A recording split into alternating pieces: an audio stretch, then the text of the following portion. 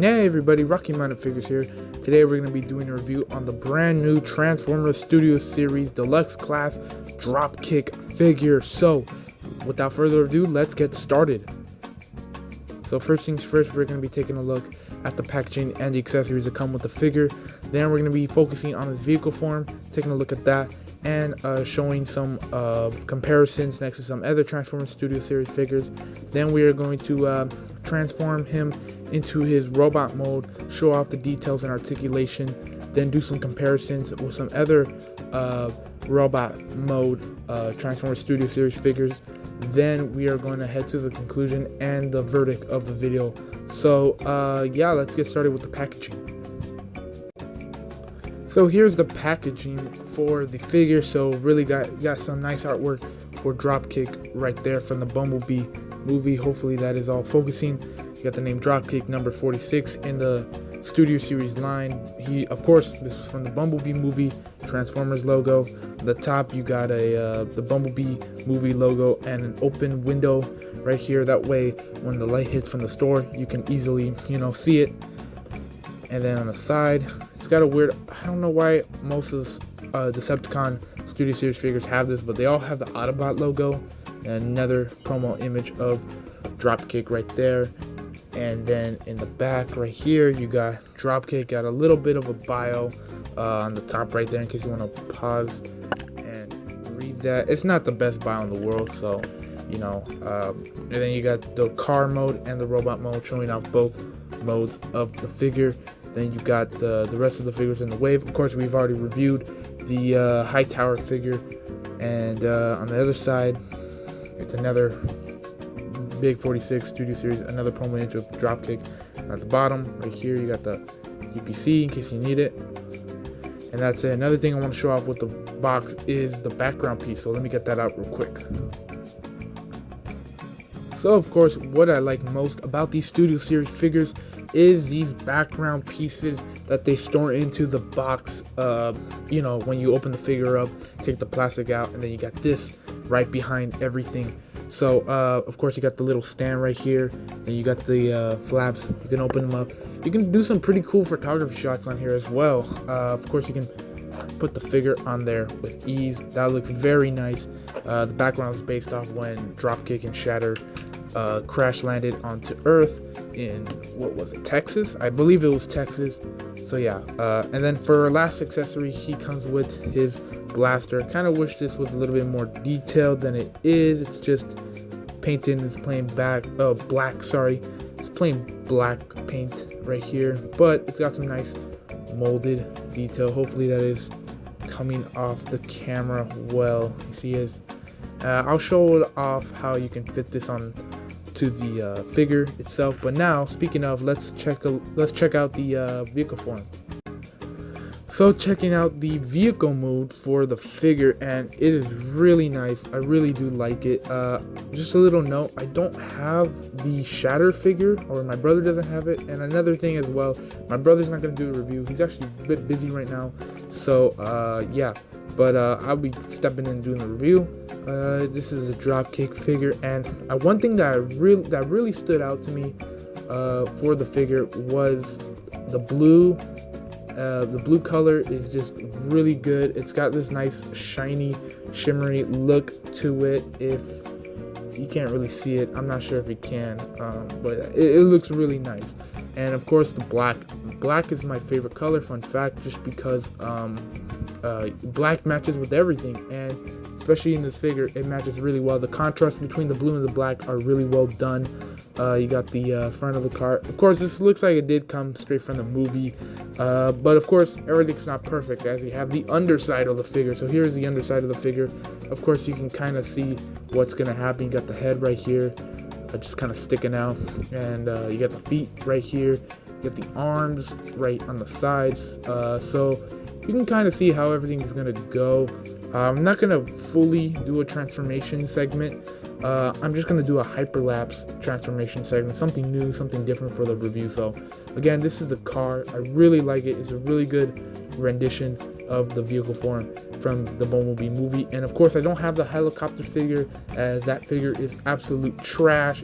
Should just be burned to the should be burned. So now let me move the camera down, and we can show them off next to some other figures. But of course, before I do that, I'm gonna take the tape measure out, scale him real quick. So from my view, he is his length is pretty much 5 inches, and then his height is just a little under 2 inches from what I can see.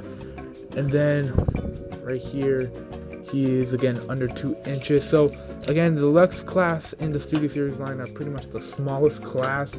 They're usually around the 5 to 6 inch mark, whereas Voyager classes are around the 7 to 8 inch mark. And then you got the Leader classes, which are a little bit bigger. They're not really 12 inch, which I think would have been, it's probably more worth it to get it. Leader class is 12 inches, but it's pretty much below that. It's pretty much around the 10 inch mark, around the Build-A-Figure Marvel Legends mark, you know what I mean? They're not totally super tall, like 12 inches, but you know, they are pretty big. So let's get some comparisons out of the way.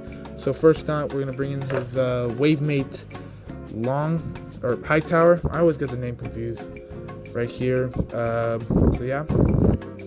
Then of course we have him. Let's compare him to next some other Studio Series. Now I don't have the Bumblebee, but I have the Transformers 1 Clunker Bumblebee. So there he is. Then here is next to Sideswipe. That's looking pretty nice right there. And then Jazz. So got some Autobots right here. More Autobots. And then last but not least, we're gonna compare him next to a Voyager class, Bone Crusher from the first Transformers movie. So getting into this guy into his robot mode, I did not add in the hyperlapse just because hyperlapse wasn't really working out. So we're just gonna head straight into the figure. So getting a quick look at it. Actually, first we're gonna demonstrate how to put on the blaster. So his hand moves in like that. It's on the double hinge due to transformation. But if you just move the hand into the cup, there's gonna be a peg that shows up. And where did I put the blaster at? Alright, I found the blaster, but real quick, if you can see in there, there's actually a little bit of like a slot. So what you have to do is you have to match the shape, put it in. It's a little bit hard to do behind. Oh, I think it might be the other way. It's this way. There you go. Got it.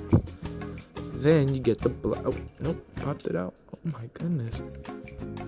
There you go. Once you pop the peg in, once you feel it, you're gonna feel it. Then you can, then you're set. And it works on both hands too. Both hands have that function where it just moves in, the peg pops out. So you should be good there. And now we can take a closer look at the figure itself. So look at that head sculpt, man. Wow, that's so awesome.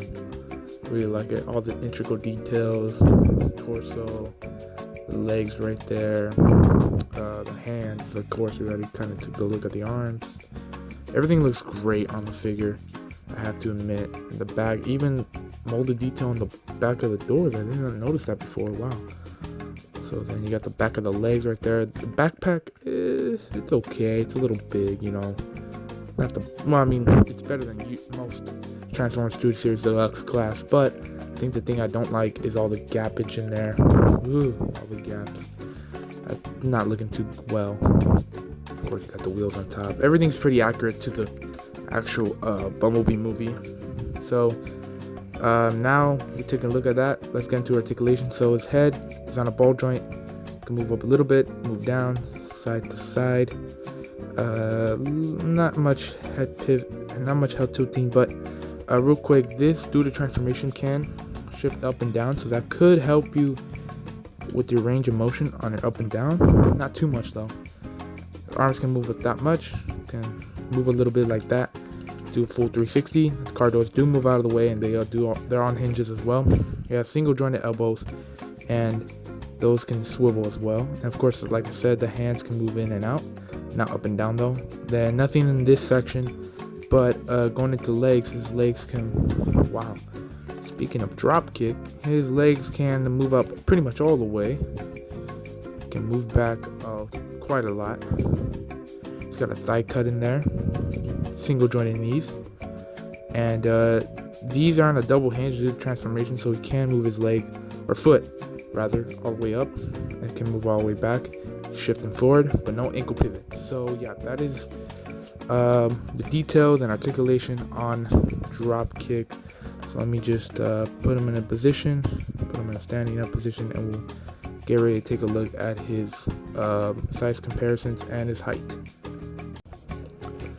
So showing off the height from top to toe, he is pretty much let me see. He's pretty much, from what I can see, he's definitely he's a little bit under 5 inches. So again, that's standard deluxe class size. They're usually about 4 to 6 inches in when they're in robot mode. So let's take a closer look at him next to some other Studio Series figures.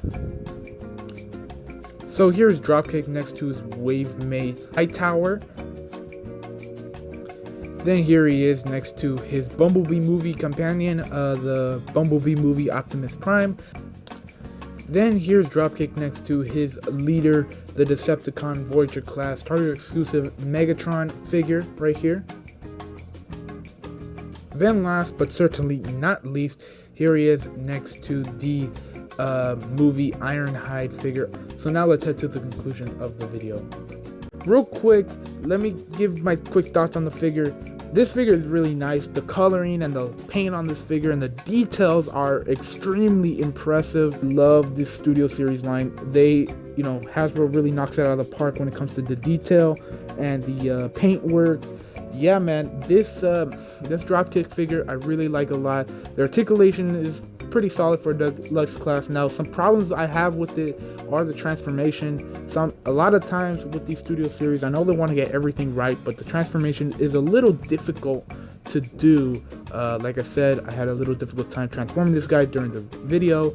And then another thing as well is the size. I don't really feel like the deluxe class is a good fit for Dropkick and Shatter. I feel like they're a little bit small. In the movie, they're way bigger than Bumblebee himself. So I don't think that this is, this is a good size for him. So when it comes to rating, I think I'm gonna give this guy a solid 8 out of 10. Again, really nice figure. But anyway, that's gonna be the end of the review. Hope you guys enjoyed. Please feel free to like, feel free to subscribe, and feel free to comment on your thoughts on the figure itself. I have my eBay and Instagram link in the description below, and I think that's it. So again, hope you guys enjoyed the video, and I'll see you guys next time.